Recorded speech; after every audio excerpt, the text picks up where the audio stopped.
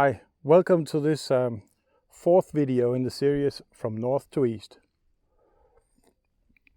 I'm just out hiking in one of my favorite areas around Chiang Mai, a lot of good hills, scouting for a run that my friends are going to run in a couple of weeks. And I thought I would use the opportunity as I'm sitting here enjoying my freshly grinded and brewed coffee, talk about why I believe that moving from northern Thailand to Isaan is going to be a success. I've been moving a lot in my life and it's not always been a success. Sometimes it has been so after a while I've adapted. And it's given me time to think about what makes a difference between a highly probable successful relocation and not so successful one.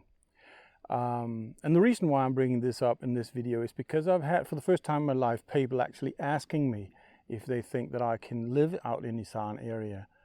But before I get into how I can say that with a very, very high probability that it will be a success for me, then let's take a look at why people are asking this. Because as I said, I've been moving like 35 times in my life.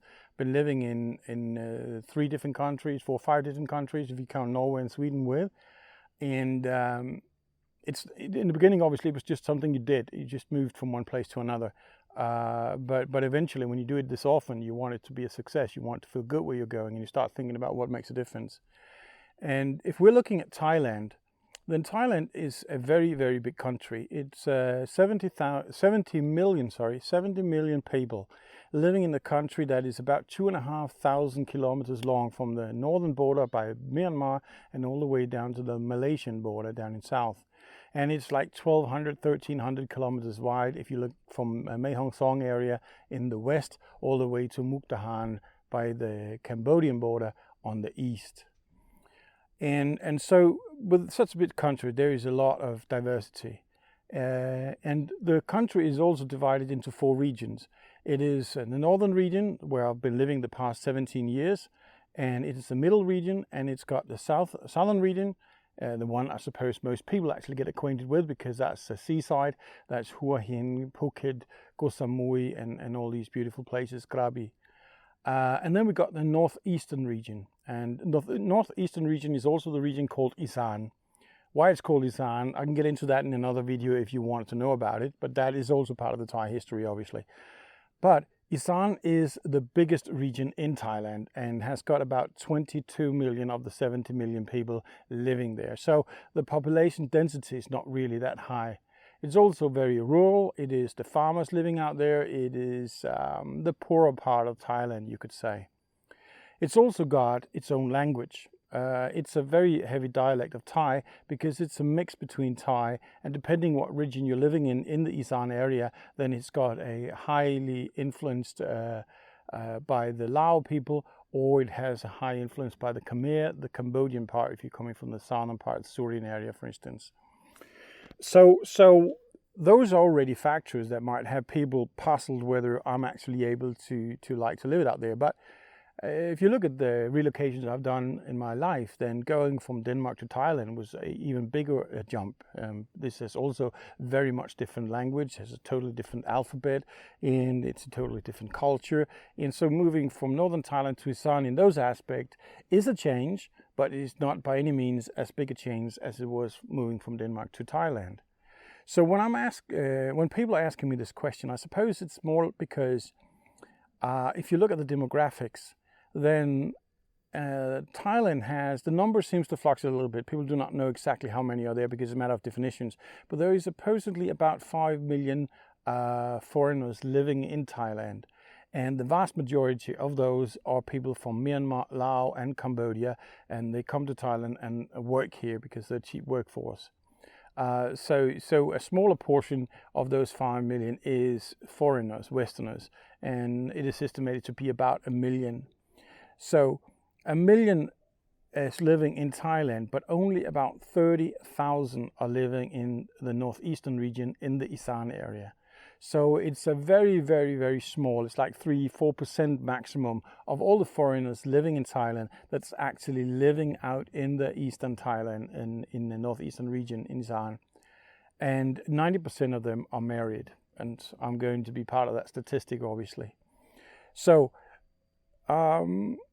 if you do really depend a lot on being with foreigners, and that is part of your social network and part of your existence, that you do have that network to communicate with and be social with, then that's definitely going to be a very, very difficult thing to move to the eastern part of Thailand.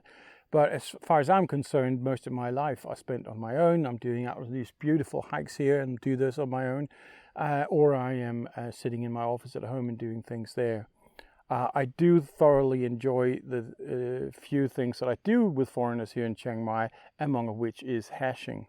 That's a different topic, and I'll make a special video for you if you want to know more about that. Actually, I'll make it even if you don't want to know about it. You just don't watch it. But it doesn't mean just the fact that you cannot or you do not have that many foreigners to communicate with. In this day and age, I don't really consider that it's all so important, because we're all communicating online, on Skype, on Facebook, on Twitter, on Instagram and whatnot. So we are not that dependent as we were 30 years ago that we were in physical contact. It is sad, but it is true. But what it also means is that a lot of the amenities, a lot of the facilities, a lot of the things that you as a foreigner has been accustomed to, or you are depending on, or you like, they're not there. And here I'm thinking about restaurants, for instance. Of course, there's restaurants in the Isaan area, but you don't have a restaurant that caters to foreigners, as much as you do have in, like, for instance, Chiang Mai. You don't have anywhere near the same number of coffee shops, which reminds me, I gotta have a sip of my lovely coffee.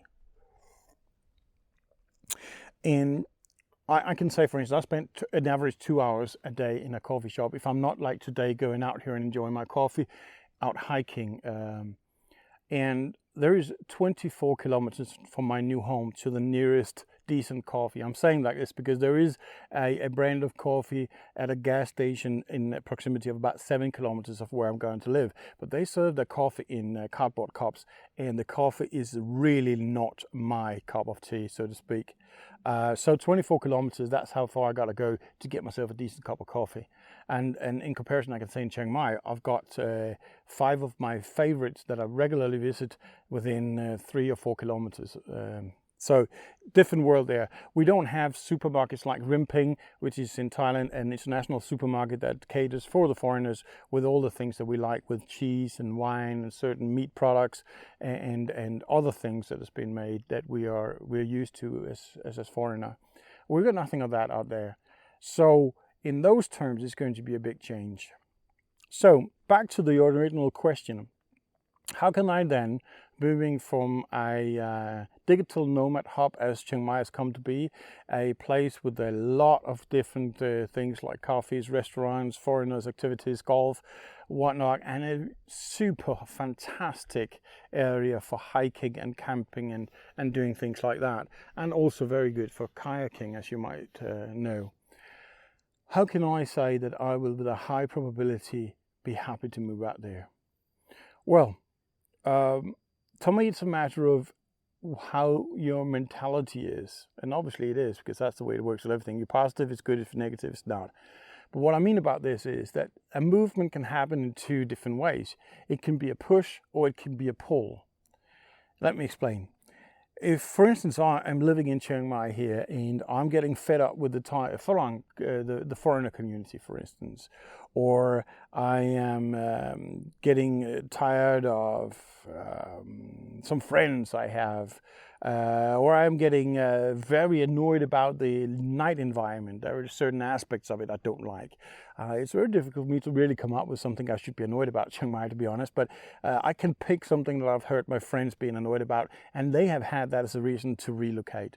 Now, if you're relocating because of those things, and you're just saying, well, I don't like my friends here, they're idiots, and now I want to go somewhere else, then your focus is on the distance you put between yourself and that place. Your focus is not where you're going, because that could randomly be whatever, as long as you're getting away from, say, Chiang Mai. The same thing goes if you've got problems with this and that. then you are running away. And since a lot of problems in our lives is a matter of behavior, it's a behavior pattern we have. If you're not conscious about what that behavior pattern is, you will relocate, and you will, for a few moments, months, maybe weeks, I don't know, you'll feel happy because finally, oh, new friends and new everything.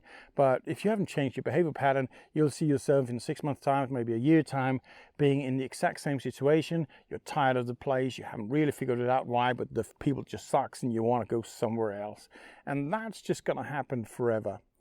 On the other hand, if you are sitting in a place and you're actually feeling quite happy about where you are, as I am, and I'm actually more than happy at where I am, and then you realize that there are somewhere where you can actually elevate your life to another level, another positive level, which means if you did not have that opportunity, you would still be happy. But by doing that change, by making that change, you will get certain aspect of your life improved, which must have some sort of value to you since you're contemplating it. Then what happens in that moment, you might physically doing the same thing. You're moving from one place to another, but physically, now psychologically, you are focusing on what's going to happen there. And you're focusing on minimizing the distance between you and that destination. And you're contemplating about what's going to happen, how you're going to do things there. And that's a totally different mindset. So sure, yeah, you can end up in that situation and say, oh, holy moly, I had not foreseen that coming, and that might change the picture later on. But the probability of you having a successful transition is so much higher. Now, I know a lot of people, including myself, back in the days, I was not spending 5 seconds thinking about this because I was moving. It was because work called for it. I mean, I had to work as an instructor at the UN base in Copenhagen, and I was living in Jylland. Well, I just moved. That was it. Then I finished at the base, and I had to work in Croatia as a soldier. Well, I just moved. It was not a question of whether I wanted or not in those terms. I wanted the job, so I had to relocate with the job and just make it work. But I'm actually quite privileged, as it then has turned out later in life. Moving for me has not lately, 10, 15 years, has not been a matter of any other need than what was soothing to my soul. It sounds very holistic, very, very philosophical, but really, I am privileged. I'm not moving because of work. I'm not moving because of girlfriends. I'm not moving because of a bad environment of sorts. I always do interact well with people when I do that. But to take back to this example of mine, when my wife, she matured the land back in the beginning of this year, it was a push. Because I was here, I was happy where I was, and I knew when I was going old, then we were going to move. But old is definitely not 52, and it's probably not even 60, supposedly, and probably just about 70, 75. So when she, in the beginning of the year, came to me and said that she's now out of her own pocket, paid to have the land made ready to build on, it was like, what? And that was a very, very hard push. That was her pushing me, and I didn't like it. I didn't like it one bit. But it took me a week or so, and I realized that it is actually an opportunity that will elevate some of the core qualities in life that I appreciate the most. And as such, it actually became me pushing her, so to speak. The whole idea pulled me that way, and everything is right now pulling me towards that. So when I'm saying I'm pushing my wife, it's not true. She was the one who, without my knowledge, matured the ground, but she was more laid back and said, well, we could do it at the end of the year, so she could have the finish the contract with the restaurant, and she could get a deposit back, and these kind of things. So she was not in a kind of a rush. But once I had the idea matured in my head, I realized, yeah, but every month I'm just sitting in Chiang Mai and paying rent. I'm just dumping the money down in the hole. I'd much rather use that money to pay for building of a house. So that's why I see the transition between northern Thailand and the eastern Thailand as being a very high probability of a success, despite, or maybe because of, these huge changes that there is. There is a lot less people out there, far more between them, and they speak a different language that I only understand like 50-60% of, and there is a very far between foreigners. There is very far between the things that luxury that I'm used to here in Chiang Mai. But the upside for that is that I would be saving myself a lot of money. And besides, I've started a new journey, and that's a journey of learning how to make coffee and understanding how it works, the whole thing, because now I'm going to be brewing my own coffee, roasting my own coffee at home, because I'm not going to drive 24 kilometers to go to a semi-okay coffee if I can make the top-notch one at home. But I'll probably be making a few videos about that as well. And until next time, remember to get out there and explore.